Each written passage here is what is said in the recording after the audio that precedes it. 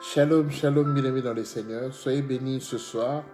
Jésus-Christ est Seigneur. Nous sommes dans la joie de nous retrouver encore une fois de plus ce vendredi soir pour nous rendre au Seigneur nos actions de grâce.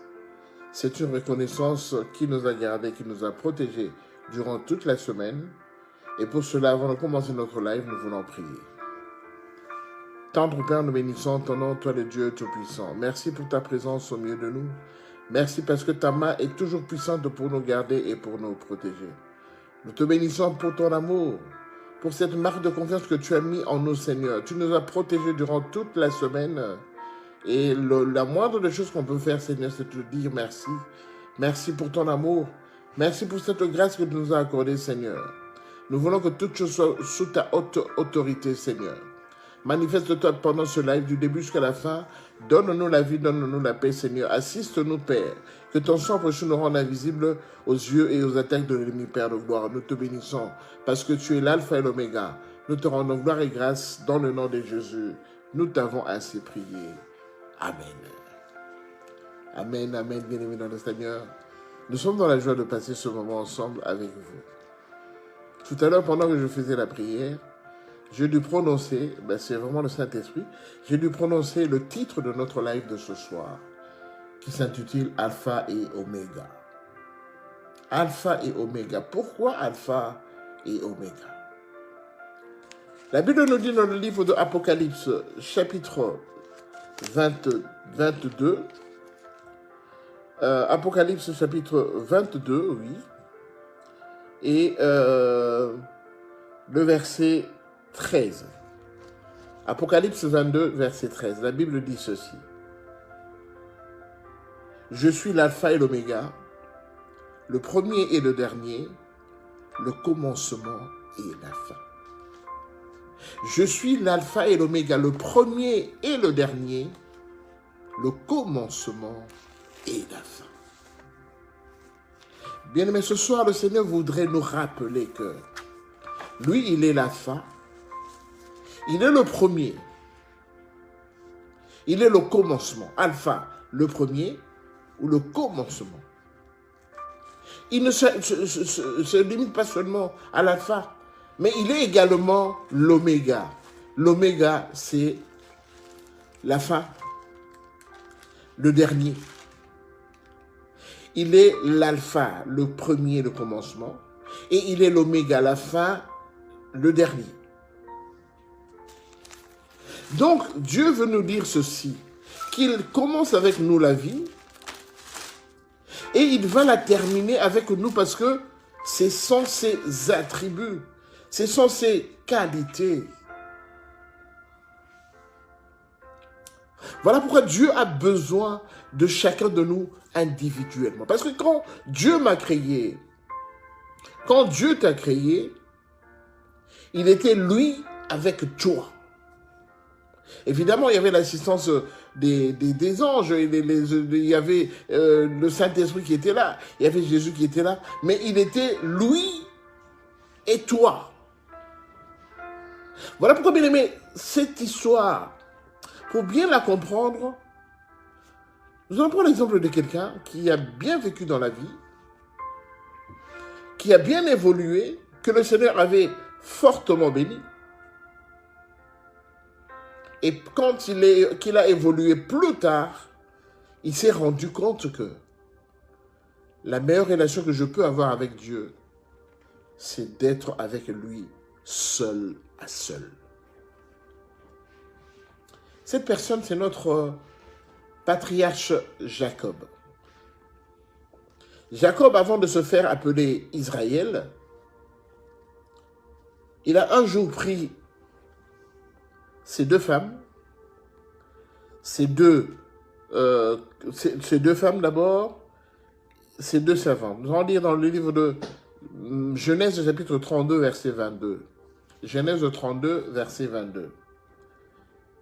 Il se leva la même nuit, donc il, c'est Jacob, il se leva la même nuit, prit ces deux femmes, c'est Léa et Rachel. On dit ensuite ces deux servantes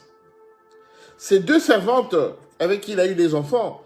Donc, et il est pris, et ses 11 enfants. Donc il prit ses deux femmes, Léa et Rachel, ses deux servantes, Zilpa et l'autre, voilà, le nom va venir. Et ensuite, ses 11 enfants. Pourquoi 11 enfants? Parce que Joseph était porté disparu. Joseph, en fait, Jacob savait qu'en fait, ses enfants lui avaient dit que Joseph avait été déchiré, arraché, bouffé par un animal dans la forêt, et ils lui ont ramené juste l'habit de Joseph, l'habit multicolore, tacheté de sang. Mais Joseph était en Égypte et il prospérait en Égypte. Donc, ce soir-là, Jacob, il prit la décision de prendre ses deux femmes, de prendre ses deux servantes et ses 11 enfants. La Bible nous dit, et il passa le gué de Tchadok, il les prit, leur fit passer le torrent et le fit passer à tout ce qui lui appartenait. Donc, c'est-à-dire que Jacob a pris le soin de se séparer de toute sa famille, de ses enfants, de ses servantes, ainsi que de ses deux femmes. Il les mit dans un lieu sûr, à l'abri de toutes choses. Et à ce moment-là, comme il est dit dans le verset 24, Jacob demeura seul. Donc, il s'est séparé, donc il a pris sa famille, il les a mis dans un endroit sûr, et il s'est séparé d'eux. Pourquoi il s'est séparé d'eux? Il est resté seul parce qu'il avait conclu d'aller rencontrer celui-là qu'on appelle l'alpha et l'oméga. Parce que Dieu, quand on veut le rencontrer, quand on veut le voir, quand on veut se mettre en contact avec lui, on se met toujours dans une condition où on est seul. On n'est pas avec sa femme, on n'est pas avec ses enfants, on n'est pas avec ses amis, on est seul. Dieu préfère qu'on le voit seul. Il est écrit, bien aimé, vous dormirez tous les deux, monsieur et madame, vous dormez sur un même lit, mais quand Jésus viendra pour prendre son église, il va prendre l'homme, il va laisser la femme. Dans une famille, il va prendre une ou deux personnes, il va laisser les autres. Les autres auront disparu parce qu'ils seront enlevés. C'est au moment de l'enlèvement. C'est juste un rappel, bien aimé. Il est l'alpha et oméga. Parce que quand il nous a créés, il m'a créé moi et lui. Et quand il va m'appeler, quand je vais quitter ce monde, je serai moi et lui, je vais le rencontrer. C'est pourquoi on dit qu'il est l'oméga, la fin. Parce que alpha et oméga, ce sont des lettres grecques. Alpha, c'est le début. Alpha, c'est la première lettre de l'alphabet grec. Et oméga, c'est la dernière lettre de l'alphabet grec. C'est comme si je disais que Dieu, il est la lettre A et la lettre Z. Il est le début et la fin. Il était avec moi au commencement et il sera avec moi à la fin de ma vie. Sachez-le, gardez-le en tête. C'est ainsi que le Seigneur nous rappelle ce soir que la relation que nous avons avec notre Seigneur, c'est une relation que nous devons tout le temps conserver parce que c'est Dieu qui veut me voir. C'est Dieu qui veut continuer à bien aimer, à allumer, bien aimer, à tenir bien, à entretenir cette relation. Il doit être seul avec moi. Bien aimé, il est temps de changer de comportement à partir de ce soir. Comprenez que Dieu veut te voir toi seul. Tu peux prier avec ta famille. Tu peux prier avec tes enfants, tu peux prier avec ta femme, tu peux te réunir avec les bien-aimés dans l'assemblée, dans l'église où on se réunit, les réunions de prière 2-3 fois par semaine, le séminaire cette semaine, on a un séminaire de 3 jours dans l'église, c'est très bien.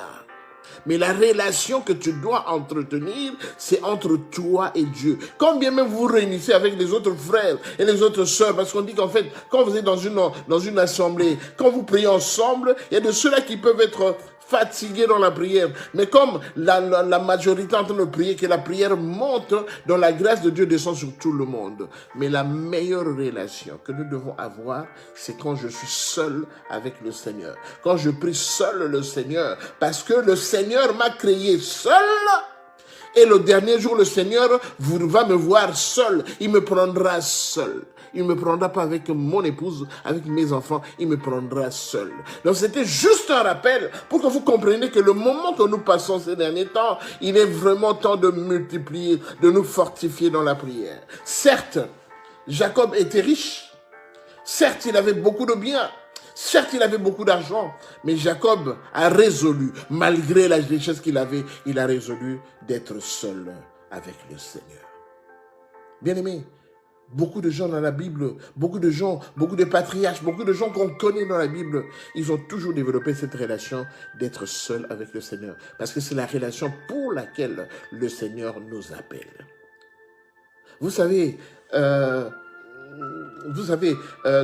la Bible, nous avons notre frère Moïse, qui a bien évolué auprès de Pharaon. Il avait beaucoup de sous, il avait beaucoup de biens, il était bien. Mais quand il a commis l'opprobre, quand il a commis en fait cette infamie d'avoir tué un serviteur égyptien, et que tout le monde était au courant de cette histoire, il a résolu de fuir. Et quand il a résolu de fuir, il s'est enfui dans la montagne. Il s'est enfui dans la montagne. Quelques temps après, il a rencontré son gendre et ainsi que la femme qu'il voulait prendre pour vivre. Mais en fait, le Seigneur ne lui avait pas encore parlé. Mais quand il a commencé à paître les brebis de son gendre, eh bien, bien aimé, la Bible nous dit dans le livre de Exode chapitre 3, quand il est monté dans la montagne, en croyant rencontrer quelqu'un d'autre, mais il a rencontré le Seigneur. Il était seul avec le Seigneur. Et le Seigneur lui a dit, le lieu sur lequel tu te trouves, c'est un lieu saint, débarrasse-toi de tes sandales. Bien-aimé, le Seigneur pour te parler, le Seigneur pour te dire réellement ce qu'il veut auprès de toi, il doit te voir seul. Bien-aimé, demandons au Seigneur de faire cette expérience, de le rencontrer seul, d'être en présence de lui, vraiment de le rencontrer et de le parler, bien-aimé, dans le Seigneur. Nous autres, on a fait cette expérience.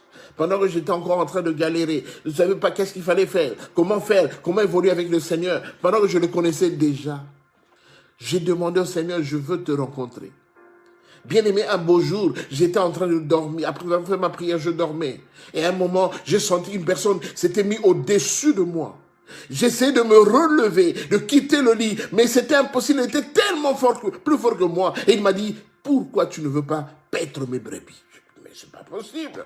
C'est pas possible. Mais laisse-moi dire, je te dis, tu dois paître mes brebis. Tu attends quoi? Bien aimé, c'est comme si tu étais entre le sommeil et entre l'état de veille. C'est comme si tu dormais, mais c'est comme si tu ne dormais pas. C'est comme si c'est-à-dire une vision, c'est ça qu'on appelle une vision. Il m'a bloqué sur le lit. Il a dit, je t'ordonne maintenant de commencer à paître mes brebis. Bien-aimé, après cette vision, je me suis réveillé en sursaut. Je commençais à glorifier le Seigneur. Je commençais à élever le Seigneur parce que je fais une expérience avec le Seigneur. Pourquoi tu attends pour faire cette expérience avec le Seigneur? Le monde va très mal. Je ne sais pas si tu te rends compte que le monde va très mal. Le dernier jour, ça peut être n'importe quel jour. Parce que la Bible dit que le Seigneur viendra au moment aussi attend le mois. Personne ne connaît ce jour. Personne ne sait quand il va venir. Mais quand il va venir prendre son église bien-aimée. Il viendra comme un voleur. La Bible le dit. Alors pourquoi tu attends? Tu attends quoi? Tout ce qui se passe dans le monde, c'est comme si tu voyais, mais tu ne voyais pas. Parce que tu ne discernes pas que la volonté du Seigneur est qu'il y a trop de mal dans ce monde. Et qu'il va arriver un moment, il va dire trop c'est trop. Je veux préserver les miens, il viendra bien aimé, ça sera l'enlèvement, mais ça ne sera pas encore la fin. Alors autant être parmi ceux que le Seigneur viendra enlever bien aimé. Alors pour cela, nous devons entretenir nos relations avec le Seigneur. Le Seigneur, il attend beaucoup de choses de toi. Le Seigneur veut t'apparaître comme dans une vision. Le Seigneur veut te voir, il veut te parler bien aimé, de vivre voir en live. Mais tu n'es pas disposé. Tu n'es pas disposé. Il est l'alpha, il est l'oméga. Au début de ta vie, il était avec toi. À la fin de ta vie, il sera avec toi. Alors autant bien préparer ce moment de fin. Prépare très bien ce moment de fin parce que tu risques de le regretter si tu ne l'as pas préparé. Bien-aimé, Moïse a rencontré le Seigneur. Le Seigneur lui a parlé en live. Notre frère Jacob, malgré la richesse qu'il avait, il a dit, je dois rencontrer le Seigneur. Il a lutté avec quelqu'un toute la nuit et la personne n'a pas voulu le laisser. Il a dit, je ne te laisserai pas jusqu'à ce que tu ne m'aies béni. Donc Jacob a compris que malgré la richesse qu'il avait, Malgré tout ce qu'il possédait, il n'était pas encore béni. Et il a dit à l'ange avec qui il combattait, il a dit à Dieu, il a dit, je ne te laisserai pas jusqu'à ce que tu me bénisses. Parce que Dieu lui a dit, laisse-moi, je dois partir, je ne te lâcherai pas jusqu'à ce que tu me bénisses. C'est ainsi qu'il lui a dit, quel est ton nom? Il a dit, je m'appelle Jacob. Il dit, à partir d'aujourd'hui, tu ne seras plus Jacob, mais tu seras appelé Israël. D'où la bénédiction, la grande bénédiction de Israël. Et toi, tu attends quoi? Tu attends quoi pour rencontrer le grand Dieu? Parce qu'à la fin de ta vie, que tu le veuilles ou pas, tu vas le rencontrer. Alors, autant essayer de faire des expériences, faire une expérience pour le rencontrer, pour le voir, pour le vivre, bien-aimé. Parce que nous n'avons qu'à le côté spirituel de notre vie pour pouvoir nous entretenir avec lui. Alors, qu'est-ce que tu attends? Parce que tu as un corps, tu as une âme et tu as un esprit. C'est ton esprit à toi qui doit le rencontrer. Parce que quand il t'a créé, la Bible dit, il a soufflé dans tes narines un souffle de vie et l'homme devient un esprit vivifiant. Le souffle que tu as là, c'est son esprit qui t'a transmis. Alors, il y a possibilité de faire une rencontre. Il y a possibilité de le voir au travers de ton esprit. Et il est là réceptif. Il t'attend. Il t'attend. C'est le moment bien-aimé. La Bible déclare, quand il dit un mot, la chose s'accomplit.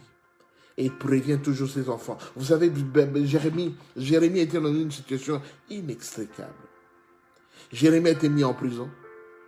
Et pendant que Jérémie essayait de prier, de comprendre pourquoi il était là, le Seigneur lui a dit, invoque-moi, Jérémie 33, verset 3, invoque-moi, je te répondrai.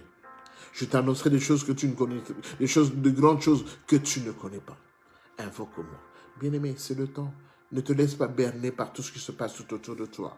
Ça peut arriver, tu suis la politique, tu suis comment les choses évoluent dans le monde, mais prends toujours un temps dans la prière afin de parler, afin de consulter le Seigneur, parce qu'il attend que tu le consultes. Il attend que tu le consultes. Parce que lui, il a déjà fait le premier pas, c'est à toi maintenant de faire le second pas. Il t'attend. Il n'est là que pour t'écouter. Il n'est là que pour t'attendre. Regarde ta famille. Regarde la vie que tu mènes. Regarde tout ce qui se passe tout autour de toi. Est-ce que tu es vraiment heureux? Si on dit que les gens qui sont heureux, qui passent devant, est-ce que tu t'estimes heureux ou heureuse aujourd'hui? Regarde-toi bien. Est-ce que tu es heureux? Lui, il est l'alpha. Il est l'oméga. Il est là. Il t'attend. Il t'attend. Ne passe plus de moments, bien-aimé. Bien-aimé, ne te laisse plus embobiner par les plaisirs de ce monde. Ne te laisse plus aller, bien-aimé, par les plaisirs de ce monde. Aujourd'hui, actuellement, il y a ce qu'on appelle l'intelligence artificielle qui envahit notre vie. Le mot le dit bien, intelligence artificielle. Intelligence artificielle. Donc, cela n'est même pas naturel. Donc, artificiel, ça ne vient pas de Dieu. Qu'est-ce que tu attends? Tu seras tellement envahi par tout ça, et qu'à la fin, ce sera trop tard pour toi de pouvoir le consulter. C'est pour cela, bien aimé, je veux prier avec ceux-là qui estiment qu'ils ont des difficultés pour le rencontrer. Nous voulons prier, remettre notre vie entre les mains du Seigneur, que lui seul puisse nous guider, que lui seul puisse nous conduire, parce que sinon, nous serons avalés et envahis, et complètement, nous allons perdre le cap. Le cap qui est Jésus-Christ de Nazareth. Lui connaît toutes choses. Il est le début et la fin. Si tu es d'accord avec moi, nous voulons prier. Pour reconnaître qu'il est l'alpha et l'oméga. Pour reconnaître que c'est lui qui était là au début de notre vie et celui qui sera là à la fin de notre vie. Il n'est jamais trop tard auprès du Seigneur. Même si tu as passé beaucoup d'années dans des bêtises, dans des choses qui ne glorifient pas le Seigneur, auprès de lui, il n'est jamais, mais alors il n'est jamais, au grand jamais, trop tard. Parce qu'il est toujours là. Il est à l'écoute. Quand on l'appelle, il écoute. Nous voulons prier. Là où tu es, mets-toi seulement en position de prière. Nous voulons prier. Prions. Seigneur, nous bénissons ton nom, toi le Dieu Tout-Puissant. Merci parce que quand tu dis une chose, la chose s'accomplit, Seigneur. Tu ne parles pas au hasard, mais c'est parce que tu connais les besoins, Seigneur, nos besoins, ceux qui nous tracassent, ceux qui nous dérangent dans nos vies de tous les jours, Père. Voilà pourquoi tu viens tout le temps nous parler, parce que ta parole, bien-aimé, c'est juste une réponse aux multiples questions que nous sommes en train de nous poser. Papa, nous voulons réellement nous abandonner entre tes mains. Nous voulons réellement, Seigneur, être prêts. Parce que ce grand jour, on ne sait pas quand est-ce que cela viendra. Mais avant que ce jour ne vienne, comme tu étais avec nous au début, parce que tu es l'alpha, Seigneur, nous voulons nous entretenir, Père gloire. Garder toujours un contact merveilleux avec toi. Avec le dernier jour que nous ne soyons pas surpris. Que le dernier jour, Seigneur, que nous soyons préparés. Parce que quand tu viendras comme un voleur, Père, nous ne voulons pas être surpris, Seigneur. Voilà pourquoi, Seigneur Jésus, je viens abandonner mon frère et ma soeur entre tes mains. Toi qui connais toutes choses, toi qui connais la fin de temps, la fin de tout un chacun de nous, Père gloire, c'est toi qui nous connais, Seigneur. Mais dispose-nous, Père, dispose de mon frère, dispose de ma soeur, Père gloire, à être prêt afin que ce jour-là, Seigneur, qu'il soit dans la joie, afin que ce jour-là, de Galilée, Père de gloire, qu'il sente ta présence et que cela ne puisse pas tellement le perturber, que cela ne puisse pas tellement, Père de gloire, Seigneur, le rendre comme si il ne s'y attendait pas, que ce ne soit pas une surprise, mais qu'au contraire que ce soit une grâce incomparable, Père, parce qu'au moins, nous savons qu'en ce moment, en ce jour-là, Seigneur, nous saurons que nous sommes partis dans un endroit où tout sera meilleur pour nous, Seigneur. Laisse que ta main puissante puisse toucher le cœur de mon frère, Seigneur. Que ton esprit soit à l'œuvre en toutes choses, Père. Comme tu as dit dans le livre de Jérémie, chapitre 31, versets 31 à 33, tu as dit, j'écrirai ma loi dans ton cœur. Je serai ton Père et tu seras mon Fils. Seigneur, laisse que tu puisses toujours, Père de gloire, Seigneur, être ancré en nous, Père de gloire, parce que tu vis dans nos cœurs, Père. Parce que tu as frappé à notre cœur, Père, et tu vis, Seigneur. Tu vis parce que ta place, c'est dans nos cœurs, Seigneur, et nous sommes tous enfants. Laisse que ton sang précieux nous couvre, Père de gloire. Que ton esprit soit toujours à l'œuvre, Père, afin de nous rappeler que quel que soit le temps que nous passons dans le monde, Seigneur, mais le meilleur temps, c'est le temps que nous allons passer avec toi, Seigneur. Comme tu as été à l'alpha, Père de gloire, et tu seras l'oméga pour chacun de nous, Père de gloire, dispose-nous pour que nous soyons prêts. Nous soyons prêts, Seigneur Jésus, afin que ce jour-là ne soit pas une surprise pour nous, mais au contraire que cela soit une bénédiction et une grâce infinie. Nous te bénissons parce que tu es le Dieu Tout-Puissant. Seigneur, touche le cœur de mon frère et de ma soeur. Assiste-nous, Père de gloire. Donne-nous encore ta paix. Donne-nous encore, Seigneur Jésus-Christ, cette grâce infinie de demeurer à tes pieds pour pouvoir t'écouter, te louer, te glorifier. Car tu es l'Esprit de Tout-Puissant, car tu es le Tout-Puissant, le Saint d'Israël, Père. Nous te bénissons pour ton amour et pour cette grâce. C'est dans le nom de Jésus de Nazareth que nous t'avons ainsi prié. Amen. Amen, amen, amen, bien-aimés dans le Seigneur. Voilà, nous sommes arrivés à la fin de cette petite exhortation. N'oubliez pas qu'il est l'alpha et l'oméga. N'oubliez pas qu'il attend beaucoup de choses de notre part. Lui, il a déjà fait ça, sa part, mais il attend maintenant beaucoup de notre part. Soyons bien-aimés prêts, parce que ce jour-là, on ne le connaît pas. Soyons prêts. Soyons prêts. Que le Seigneur vous bénisse, vous tous qui étiez connectés ce soir. Que la grâce et la paix du Seigneur soient avec vous. Partout où vous êtes, sentez sa présence. Sentez sa présence dans votre vie. Sentez sa présence dans votre maison. Parce que, bien-aimé, il viendra comme un voleur ce jour-là. Ce sera une surprise pour ceux qui ne se seront pas préparés. Mais ce sera une grâce pour ceux qui savaient déjà que ce moment allait arriver. Et j'aimerais que, bien-aimé, que nous tous nous soyons parmi ceux-là qui savaient que ce moment allait arriver et que c'était notre grande bénédiction. Soyez bénis, bien-aimés. Nous avons terminé là. Passez un bon week-end. Et si le Seigneur le veut bien, on se revoit le lundi prochain à partir de 8h30 pour notre live de début de semaine. En dehors de ça, je vous dis shalom, shalom.